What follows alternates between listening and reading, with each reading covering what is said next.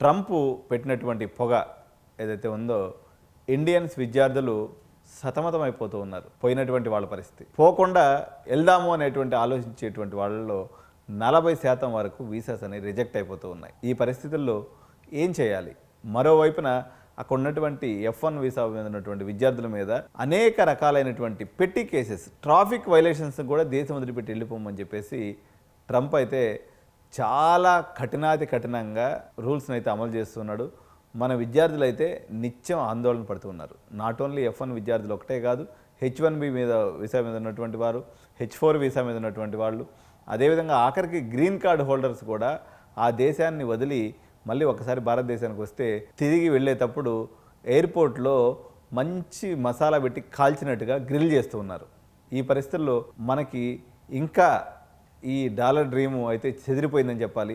ఇప్పుడు మనకున్నటువంటి కర్తవ్యం ఏమిటి? నెక్స్ట్ ఆల్టర్నేటివ్స్ ఏంటి? ఏ దేశాలకు మనం వెళ్ళాలి? ఎందుకంటే దాదాపు 10 లక్షల మంది విద్యార్థులు, అందులో ఒక 3-4 లక్షల మంది యూఎస్కి వెళ్ళేటువంటి విద్యార్థులు ఉంటారు. వీళ్ళందరూ కూడా నెక్స్ట్ ఎటు వెళ్ళాలనేటువంటి చూస్తున్నటువంటి పరిస్థితుల్లో కనీసం ఒక 5 ఆల్టర్నేటివ్స్ని నేను ఈరోజు మీ ముందు ఉంచాలనుకుంటున్నాను.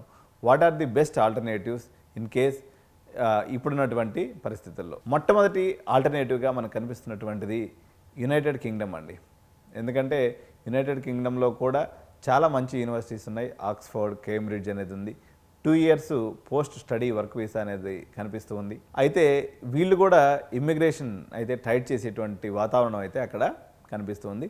చూడాలి. ప్రస్తుతానికైతే యునైటెడ్ కింగ్డమ్ మనకి నెక్స్ట్ బెస్ట్ ఆల్టర్నేటివ్గా నెంబర్ 1 పొజిషన్లో ఉంది. సో నెంబర్ 2 పొజిషన్లో మనకి జర్మనీ కనిపిస్తుందండి. నేను ఎప్పుడూ చెప్తూ ఉంటాను, ఇప్పటి నుంచని కాదు, గత 2-3 ఏళ్ళ నుంచి కూడా నేను చెప్పేది ఏంటంటే జర్మన్ లాంగ్వేజ్ నేర్చుకోండి. లాంగ్వేజ్ బ్యారియర్ వదిలిపెడితే యూఎస్ కన్నా జర్మనీ ఎప్పుడు కూడా హార్డ్ డెస్టినేషనే.